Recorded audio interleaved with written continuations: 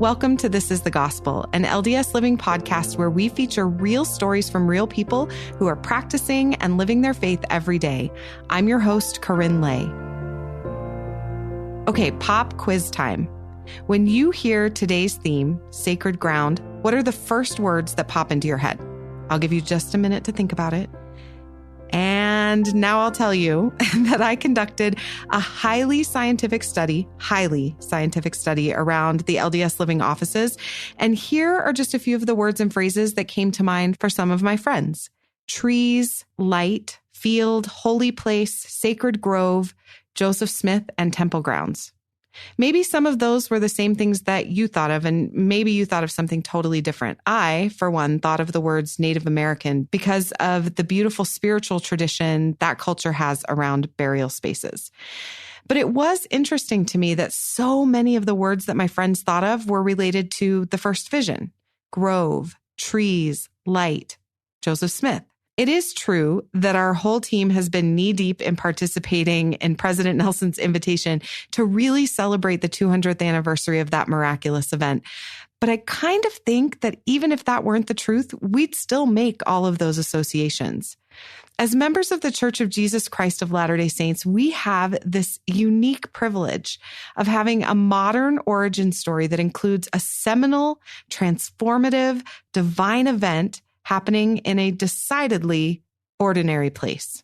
I've been to the Grove, and I come from Pennsylvania, the land of groves. It's trees and grass, a little clearing, and now there's even a well-worn footpath in and out of the forest.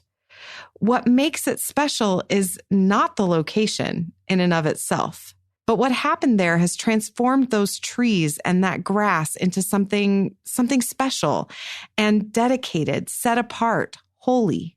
The appearance of the Father and the Son to the prophet Joseph Smith turned an absolutely ordinary grove of trees into a sacred grove.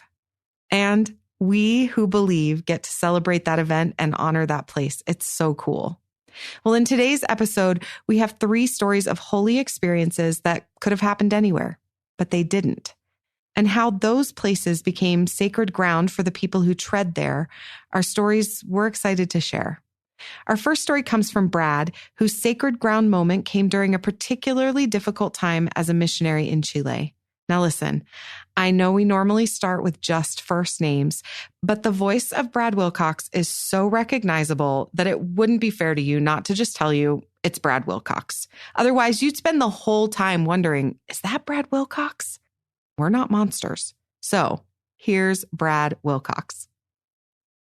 In Chile, there's a beautiful city that's on the coast, and it's called La Serena, which means the serene.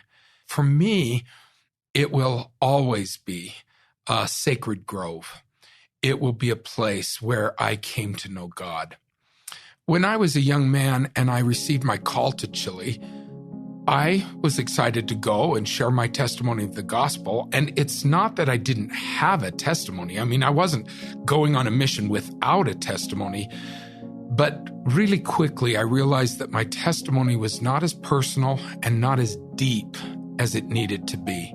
Oh, I'd grown up in the church, had a wonderful family, and I had wonderful church experiences and wonderful church leaders. But when I confronted the difficulties of a mission, when I realized that learning Spanish was not going to be a piece of cake, and when I got to Chile and I found out that the culture was so different, I just realized that this was hard. I was sent to a little town up in the north of Chile called Vallenar, and my companion and I were the only missionaries there. And it was hard. It was hot. Oh my gosh, you're out there working in the hot sun. I mean, this is in the north of Chile, which is desert. And I just thought, well, I was out there one day and somebody had rejected us. And I just thought, why am I doing this? Why am I doing this? When you grow up in the church and you have seminary teachers that tell you, you must go share the gospel because there are people out there wanting this message. Well, I got out there and found out that nobody wanted my message. And that was kind of I guess you kind of think that somewhere out there, there's somebody who's just, reading the Bible and just praying for missionaries to show up. And then you find out that they're all just busy getting along with their lives. And they didn't want to take time to talk to a couple of North Americans who couldn't even speak Spanish very well. And I think I just missed home. I was missing my family. I was missing my friends.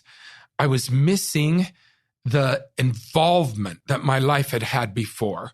Suddenly I was focused on one little thing, and it was hard because nobody cared about it. And I think that's when I said, wait, why am I here? Why am I doing this? Why don't I just go home? But I knew the answer. God needed me. God wanted me. God called me. And I was there. But then I thought, well, where's God? It's not that I had all these overwhelming doubts, but it's just that my testimony had not deepened to a point where I knew for myself. So when I was there and it got difficult, I really said, where's God? And that thought shook me. It really shook me. And so I think my companion noticed, because when we went back to the apartment for lunch, he said, what's the matter with you? And I said, I think I lost my testimony today. And he started to laugh. He's like, ha, ha, ha, ha. Wilcox, you are so funny. You always just crack me up. Now go wash so we can eat. So I'm in the bathroom washing my hands, and I'm thinking, man, this is not good. This is not good. I need an angel. That's all there is to it. I need to see an angel. Joseph Smith saw one, and he was younger than me. So I need an angel.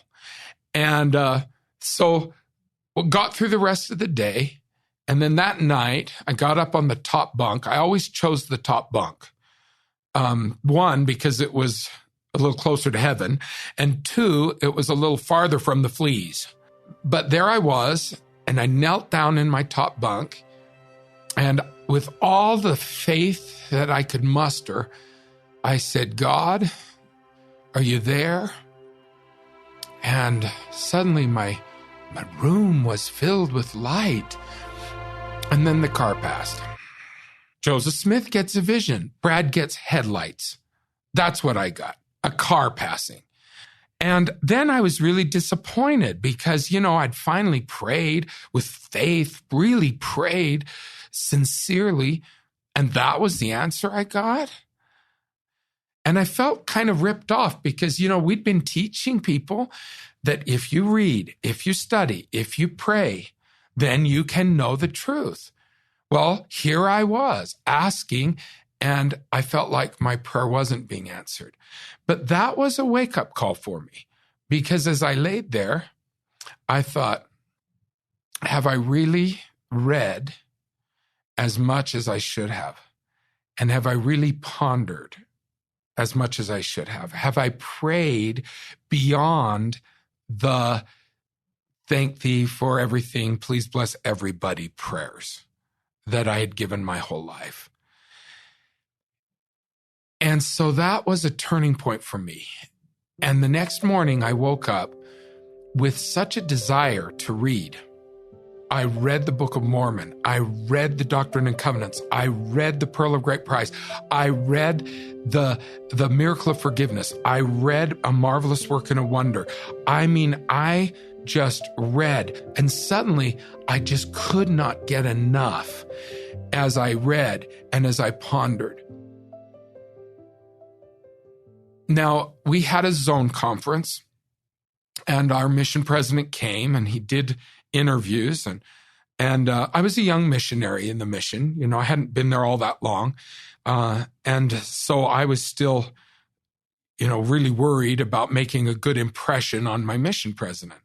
So he did the interview, and he said, how are you, Elder? I said, fine, President. He said, how's your companion? I said, fine, President. How's your area? How are your investigators? Fine, President. He says, about 7 questions and 7 fine presidents later, I stood up to leave. And then he said something that he'd never said before. He said, Elder Wilcox, do you have any questions? Whoa, questions? Oh, yeah. Yeah. I mean, I just had a million questions. I mean, let's start with, is there a God? Does he even exist? I just looked at him and I said, me? Questions? Oh, no, President. You know, I've never even had a cavity. I don't have any questions. A little while after that, I got transferred to another area. And I packed my books, I packed my clothes, I packed, everything. But I didn't have room for doubts. But inside, I packed those also. I just hadn't felt like I had an answer as clearly as I wanted the answer. I realized that I wasn't doing what I needed to do to be able to deserve an answer that I was asking for. I think sometimes until you have a doubt or a question, you don't feel a motivation to learn. I think the questions, the doubts, the unanswered prayer motivated me to dig deeper. For me, it was like, okay, it's time to buckle down. It's time to take this seriously. It's time to do what you know you're supposed to do to get what you want to get. So I dove in. In the new area where I was transferred, my companion and I worked harder than ever. I mean, we just loved that little branch. This was in the town of La Serena, the one I mentioned at the beginning. And we loved our little branch. We loved the people in the branch. We loved the people we were teaching. We worked harder than I'd ever worked on my mission. We loved with a more genuine love than I'd ever loved before. We served with such a complete selflessness. And yet still, the answers, I felt good. I knew that I was happier, but the answers that I really wanted were eluding me. And then I got another interview. So there I was in La Serena, and we met with the mission president. And he said, how are you, Elder? And I said, fine. And he said, how's your companion? How's your area? I said, fine. And then as I was leaving the interview, again, he asked me, Elder Wilcox, do you have any questions? And I don't know, maybe I'd just been working hard enough and long enough that I didn't care anymore about the fact that he was the mission president. I needed answers. And I said, President, is there a God? And he said, yes.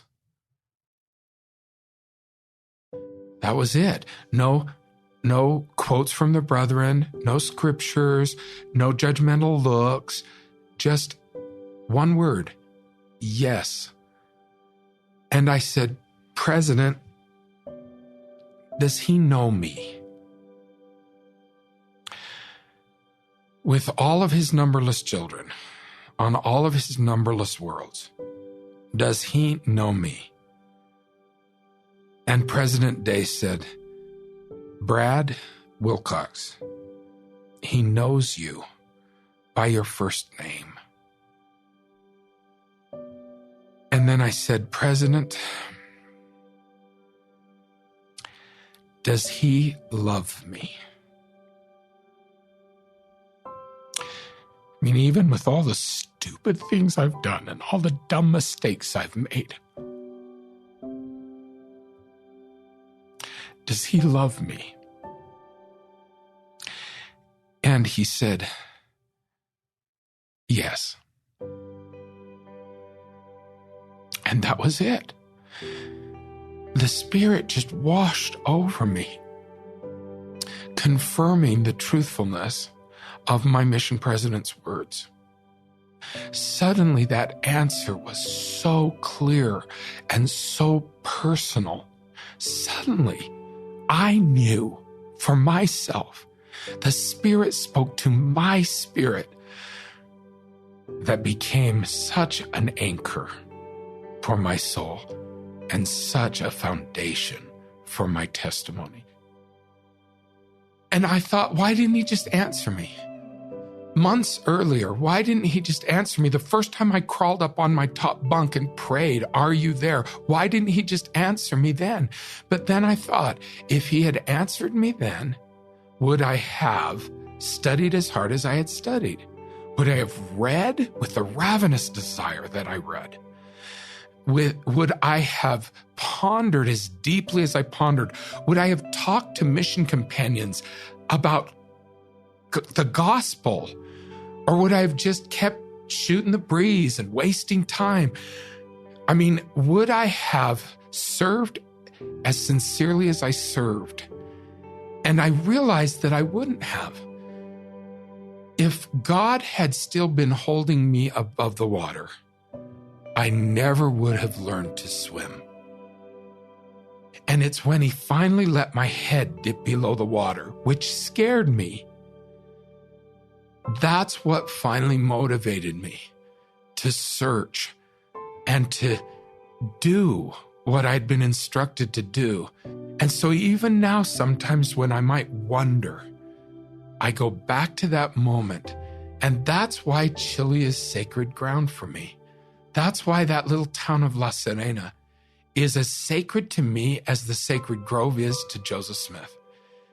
That is the place where my testimony deepened to the point that I knew, and I knew that God knew, and I could not deny it.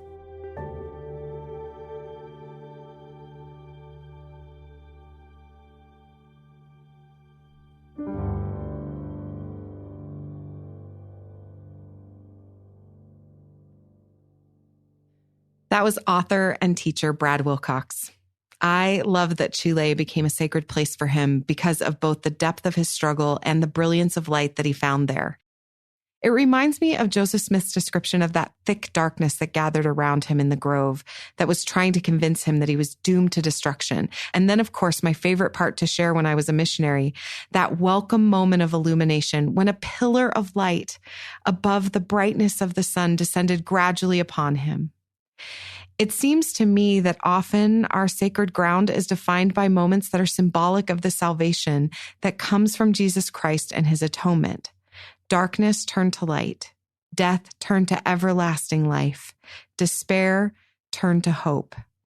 And it doesn't surprise me that my friend Brad is the teller of such a story. He has spent his entire writing career trying to help us understand the atonement, grace, and mercy of our Savior that he so acutely felt on that sacred ground.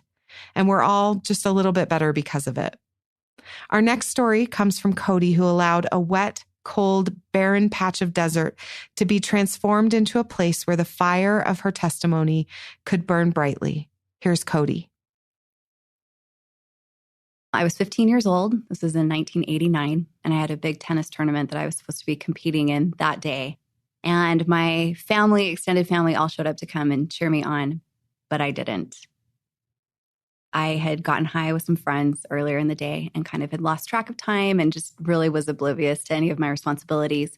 When evening came, I went home, and I remember thinking it was very strange because I had extended family that was there, and my mom had laid out dinner on the table, and we were all about ready to sit down for a family dinner, which didn't happen in the middle of the week very often for us.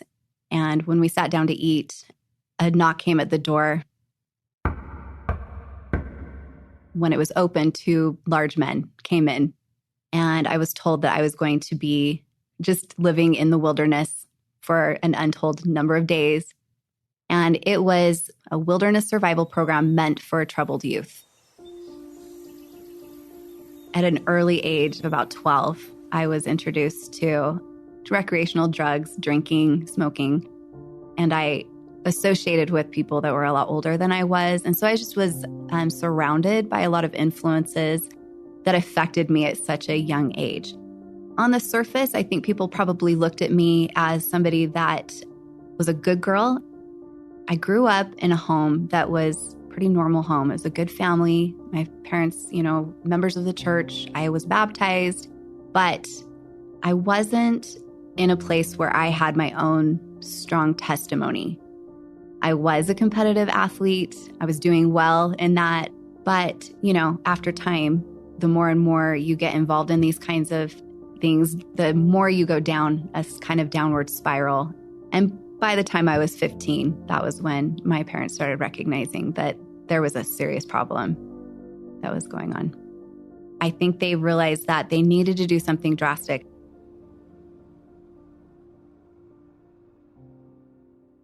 So when I first arrived on the top of Boulder Mountain, all I saw was just a bunch of pinyon pines and rocks and recognized the vastness that surrounded me. It was just lots of sky, lots of wilderness.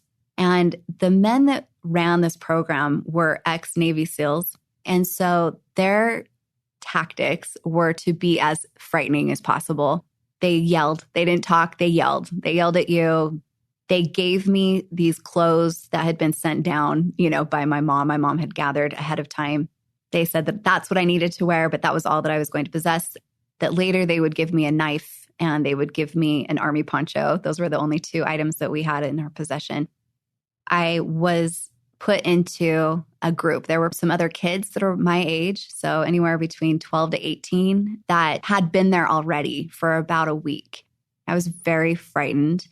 And I just remember feeling like, even though there were people there, I'm so alone. I was there for 4 months. So I went there the beginning of August and came home the day before Thanksgiving in November.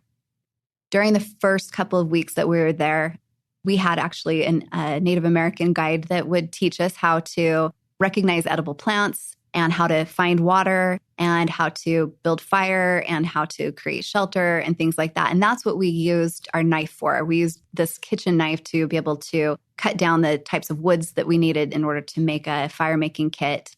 And we learned how to make rope out of yucca fibers or sage bark and things like that so that we could make these bows or traps and things like that. You literally were stripped of every comfort, everything. It was just I just was angry. I didn't like anyone that was there. I was not going to go about this easy. I was full of pride, full of that teenage angst, that you would think of. I was breaking inside, but I wasn't going to show them that I was breaking. I was just going to try to seem tough. And I was so mad at my parents.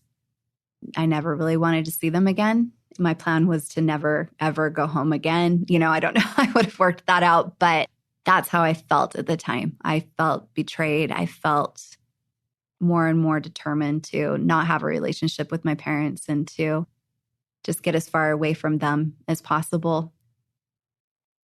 So one of the things that we were given an opportunity to do twice during the time that I was there is we had what they call solos. Basically, what that means is that instead of being with the group of kids, that they would go and they would give you an area, like a parameter of about a mile, maybe a square mile of where you could stay, but you weren't supposed to go past. And you were completely alone. The first solo was for 5 days. So during that 5 days, we were supposed to just completely fend for ourselves, completely survive on our own. We were supposed to find our own water sources. We were supposed to find our own food, our own shelter, and just have complete alone time. And then we had an 8-day solo. During the 8-day solo, they took me to a place it's called Harris Wash, and it's kind of a slot canyon in a way, a little bit bigger than a slot canyon. It's in an area that's very remote, but it's along the Escalante River. And it was raining the day that I started the solo. And so all of the wood was wet. The sand was wet. I was soaking wet. And I just kept getting rained on with really no way to kind of keep myself dry or warm. And so I was not able to boil any water. I just had to drink the water that was in the Escalante River, just knowing that it was probably going to make me sick. I had trapped some mice, but I had no way to cook them because I couldn't make the fire. Luckily, being right near the water. I was able to eat bulrush, which is just a kind of water weed that grows along the banks of the river. And I would just suck on juniper berries and things like that, and anything that I could really just find, but it wasn't really enough. It broke me. I felt totally and utterly like hopeless and in despair, and just felt like every attempt that I was trying to make on my own wasn't working out. That's when I realized that I really can't do this on my own, that I am in need of some other help. I remember having the thought that, is there really a God? And if so, why is he allowing me to be like this? He knows that I'm in this situation. He knows that I'm desperate, but yet, where is he? All of a sudden, like, I started kind of having this song that came to me, I am a child of God, and the lyrics came to me, and I hadn't sung it since I had been in primary as a, 8 or 9-year-old. But I just started singing it out loud and kind of paying attention to the words, and the words, I'm a child of God. And the words about, sent me here, loving parents. I mean, there was all of these things that just were kind of flooding me with like a really strong desire to really hope that this was true. My dad's a convert to the church, and I remembered stories about him telling me about some of his first prayers, and that when he had, been asking if there was a God or if the Book of Mormon was true, that he would kneel and pray, and some of the experiences that he had had with that. And the story of Joseph Smith going to Sacred Grove, that came to my mind. And I kind of almost felt like I was in a similar situation here, just in the middle of this wilderness. So I kneeled down and I prayed. I remember just praying in a way, like not in a formal way, but almost as if I was just talking to somebody that was right there in my presence. And I just remember having this overwhelming feeling at the time when I finished the prayer that not only is God real, but he's there with me, and that he knows me, and that he loves me. Because those were the things that I was really desperate to know. I wanted to know if he existed. I wanted to know if he knew who I was, in this huge, giant world, why would he know me? And does he know the situation I'm in? Does he care? And I just remember having this overwhelming comfort and peace that came over me. I was freezing cold. It was rainy. I was wet, but I was warm. And I just remember feeling loved. I felt embraced. I just remember, praying that I could somehow be able to create a fire. And so when I finished the prayer, I went to my fire starting kit, but where everything was wet, it was impossible. There really was no reason that I should have ever been able to make a fire for days because it was that wet. But I know that because of the prayer that I gave, now it didn't just happen. Like I instantly, made a fire, but pretty quickly, quicker than it should have been for sure. I was able to make that fire. So for the remaining days, I was able to keep this fire burning and be able to use it to not only heat myself, but be able to eat and be able to boil water and just to bring me comfort. That fire was the most precious thing that I had. And, honestly, I have thought about that fire and how kind of it was a representation of what was going on in that moment where I just needed to have that little prayer. That was kind of like that little coal or that little spark that I could not find. And then I finally found it. And then I was able to spend time tending to it and helping it to grow and helping it to last.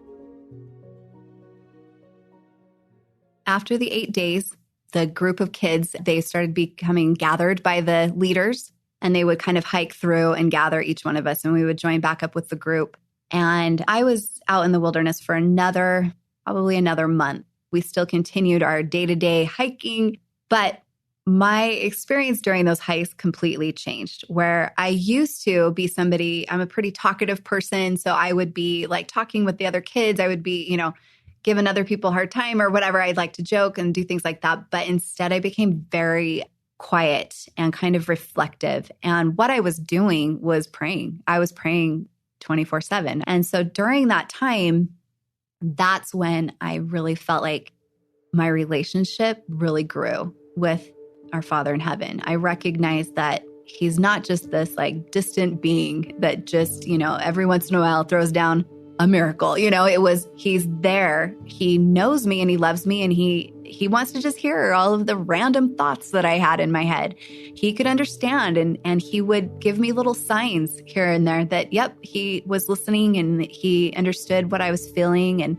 there would be little miracles that would happen all of the time where we would find water. It sounds like it's not a miracle, but it's hard to explain, when you're in that situation. But I would have a need, it would come. The solution would be presented. And so that last month being there really, really prepared me to be able to go home. So the last day that you're there, they set up what they call a run-in. And basically the leaders will take you to this road and they will say, your family is waiting for you down a mile or two. Just keep going. I remember I didn't stop running. I just ran with all the strength that I had because I knew I was going to see my family again. And I saw my mom and my dad, and I just ran into their arms. I loved them. I wanted to be with them. I had no anger towards them. I had just complete unconditional love and appreciation for them. I had every desire to do what was right. I've often thought about that day and thought about how it symbolizes so much about us, that same feeling that I feel, I think will happen when it's time for us to go home to see our heavenly parents. Like, that was just something that just really represented that same thing to me.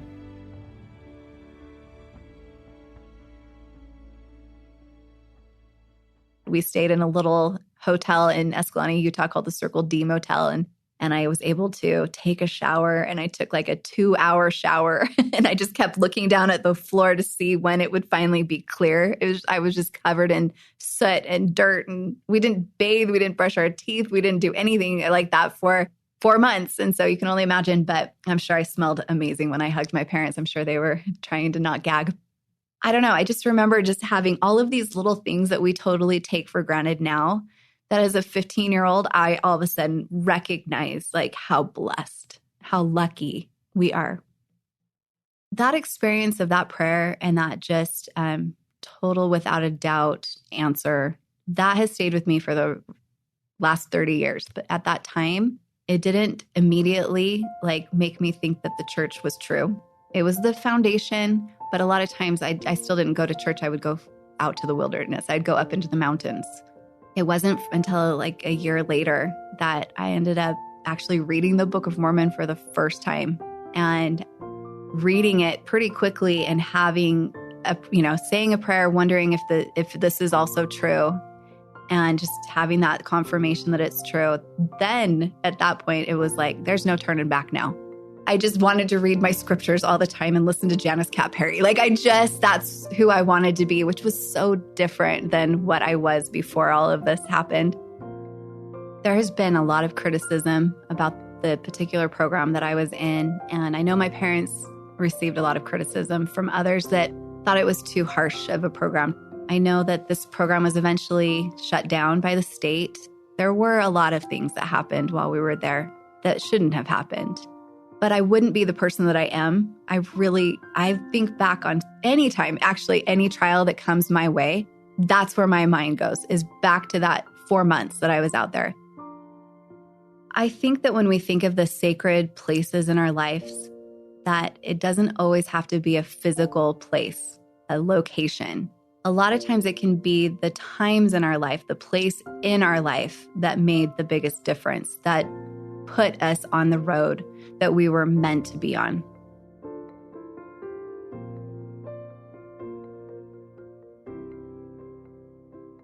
That was Cody. Now, before anyone starts to think that sending your teenager into the wild with a bunch of Navy SEALs and no toothbrush is the answer to all of your parenting struggles, we want to make sure you know that we are in no way endorsing intense survivalist programs for youth like the one Cody described from 1989. The fact that she was able to make something beautiful out of something that could have been deeply traumatic is a testament to her resilience. But we believe that God can work those same kind of miracles without adding unnecessary trauma. What I love about Cody's story is the reminder that the ground we are currently sitting on may seem anything but sacred. It may be wet and inhospitable, unable to receive even a spark of warmth. But our Father in heaven has the power, the ability, and the will to transform everything we think is impossible into possibility. Our final story from Dave makes the case for the everyday sacred ground we might take for granted in our discipleship, the chapel. Here's Dave. I was not at a place in my life that I ever thought I would be at. I was about 26, 27 years old, living in Las Vegas, no license. I had pending charges for, at that time, my third DUI. I'd tried lots of different methods to get sober. I feel like I read 10 different self-help books from Dr. Phil to Joel Osteen. And I even had spent time in an inpatient rehabilitation center for 3 months. I even had a sponsor through AA who had 10 years of sobriety who was trying really hard to help me. And none of that was working. So it all started, I was off my mission about 2 months. I never tried alcohol, never tried any drugs, couldn't even spell the word marijuana probably. And so I found myself on Super Bowl Sunday with my friend that I'd known since high school. And that's when I tried alcohol for the first time. I loved the effect of what the drink did for me. It took away I think as I think back on it, what alcohol did for me is it took away the feeling of shame and not measuring up and feeling guilty and feeling like I wasn't worthy of God's love. And when I would drink alcohol, all that went away and I could live in the moment. When I would drink during the week, I would feel like a fake when I was at church because I almost felt like there was a price of admission to get into church, and I snuck in the back of the line. For me to go into church, that meant I had to be doing X, Y, and Z to even walk through the doors. And since I hadn't been doing those things, it was like I was there without a ticket. That's what it felt like. I would miss maybe 1 week, and then it's a little easier to miss the next week. And before, it's sort of a gradual like falling away up until where I just was so tuned out to spiritual matters and it just didn't matter to me. I mean, I remember one time when I was trying to come back to church and it was a sacrament meeting. And as soon as that hymn started, this desire to drink, and I think it was just because I didn't feel worthy to be at church that day. And it was that feeling of everyone around me is judging me. I don't belong here. I'm the outcast. And I remember leaving sacrament meeting in the middle of the opening hymn and going straight to the 7-Eleven, buying a 6-pack. And it was like as soon as I got out the door of the 7-Eleven, I remember cracking open the can and started to guzzle it. And it was just like, get rid of these feelings because I don't want to feel this way. And alcohol was very effective at making it so I didn't feel that way. I thought I was, at my rock bottom at that point, and little did I know how much worse it was going to get from then on. I went into Mexico with one of my friends and brought back prescriptions because you didn't need to see a doctor to buy things. So we were basically like mules going into Mexico and bringing some pills back with us.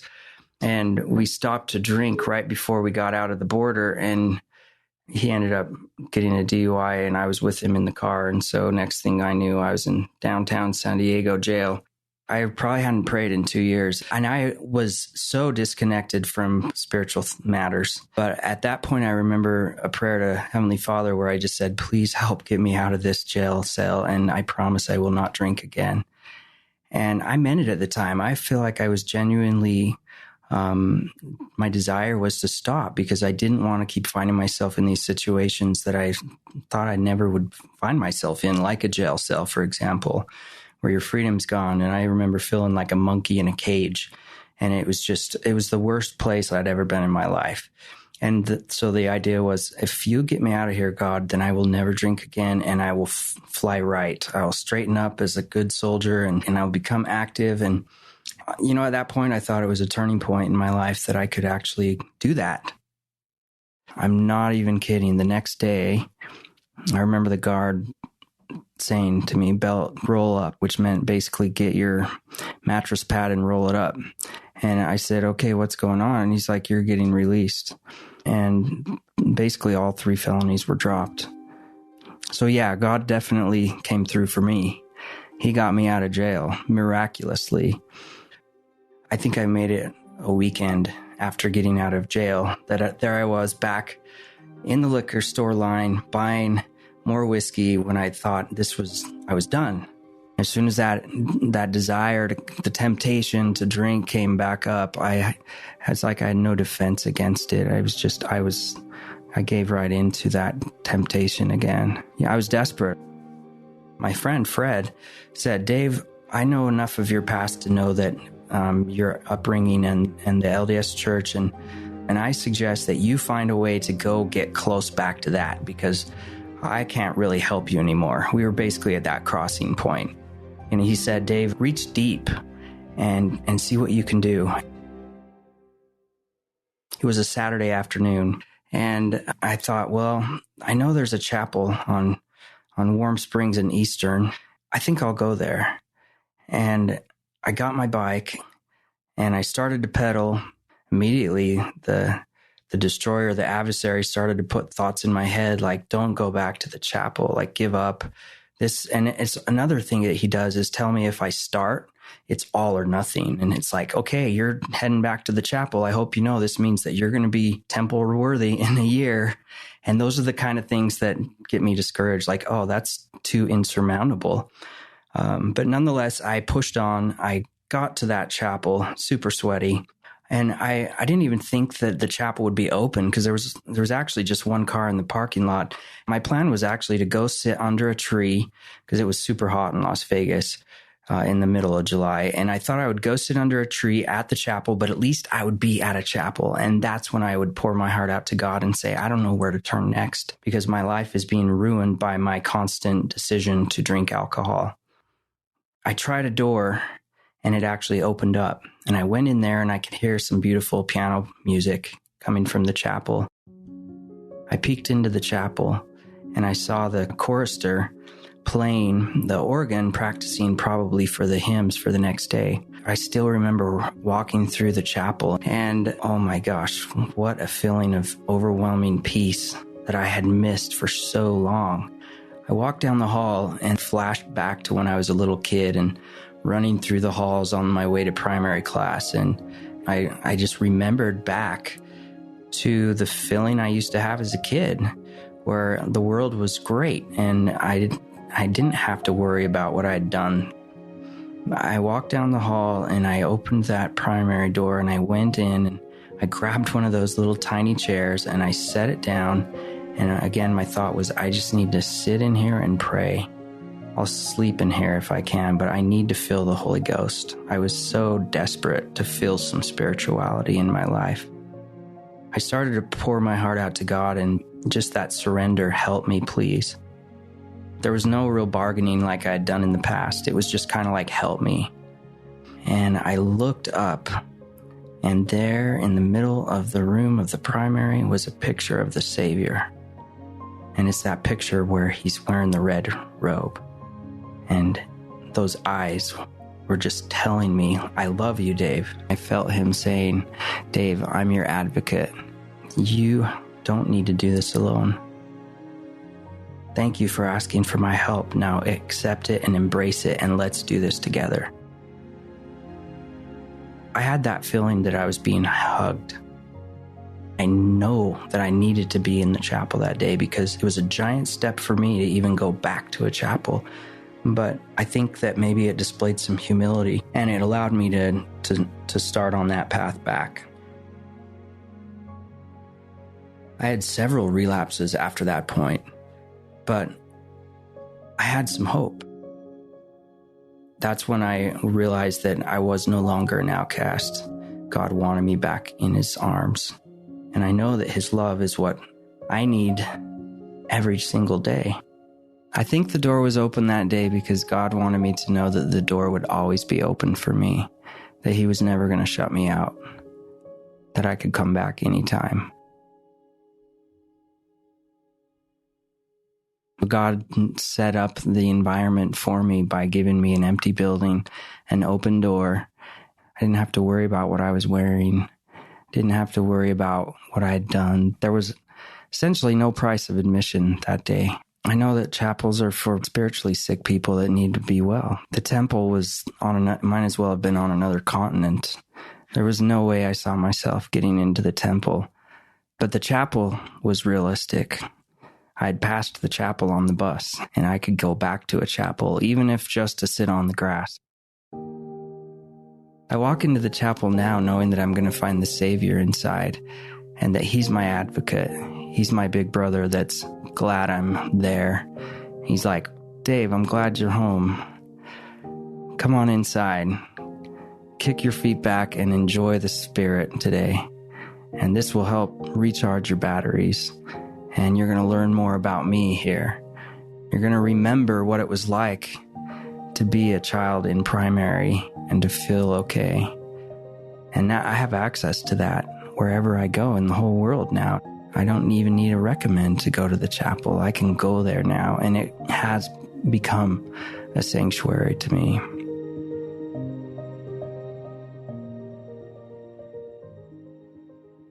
That was Dave. When we called Dave after hearing his story on our pitch line, we realized that he and my husband, Justin, actually knew each other over 20 years ago when they were both preparing to serve missions. So we orchestrated a little reunion for the recording, and I couldn't help but see that word, reunion, echoed in Dave's story. Sometimes our sacred ground is a long-forgotten friend, a tiny chair in a room with carpet halfway up the walls, or a quiet chapel where the organist is practicing hymns for another day. We may have lost touch, walked away, forgotten that we ever felt grounded in that space to begin with, or we may have even chosen to break the bonds of that connection ourselves. But our Savior is the Redeemer. He is the reconciler. Through Him, what is profaned or desecrated can become reestablished, regrounded, reconsecrated. And I think for Dave, as he grappled with his addiction and his pride, the chapel became a symbol of everything that he wasn't. But the minute that he let himself become as a little child and go toward his Redeemer, he found himself in the space where he could actually hear what God was trying to teach him. And in the process, he was reunited to a place, to that sacred ground where the real work could begin. You know, the sacred grove would not be the only place that our beloved prophet Joseph Smith would find holy ground in his earthly existence. It was only the start of a lifetime of transformative experiences with deity in a mix of mundane and exalted spaces. The Susquehanna River, the home of Peter Whitmer Sr., Liberty Jail, the Nauvoo Temple, the Red Brick Store, Carthage. Each of these places are held with deep reverence, not because of the actual land that they exist on, but because of the way they transformed Joseph's faith, and in turn, our faith and the way we practice in our effort to walk the path of the Savior. And I believe that as we look back upon the story of our lives, if we are seeking and walking that path of discipleship, I think that we'll find that our journey was actually made upon a path of truly sacred ground.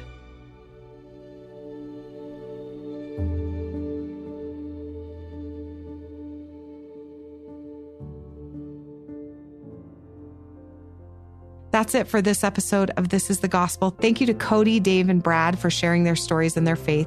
We'll have links to Brad's newest book about the Savior. It's a beautiful one called Because of the Christ on Calvary in our show notes, as well as pictures of our storytellers and a transcript of this episode at ldsliving.com/thisisthegospel. A big thank you to all of you for sharing the stories that mean something to you with your friends and your family. We love to hear all the ways that this type of storytelling strengthens your faith in God and love for His children.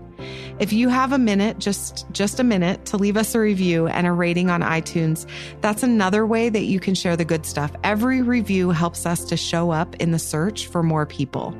All of our stories on this podcast are true and accurate as affirmed by our storytellers. And if you have a story to share about living the gospel, please call our pitch line and leave us a pitch. We often find many of our stories and our long lost friends from the pitch line, and we love to hear how the gospel has blessed your life. Call 515-519-6179 and pitch your story in 3 minutes or less. This episode was produced by me, KaRyn Lay, with additional story producing and editing by Jasmine Mullen, Katie Lambert, and Emily Abel. It was scored, mixed, and mastered by Mix at 6 Studios, and our executive producer is Aaron Hallstrom. You can find past episodes of this podcast and other LDS Living podcasts at ldsliving.com/podcast. Have a great week.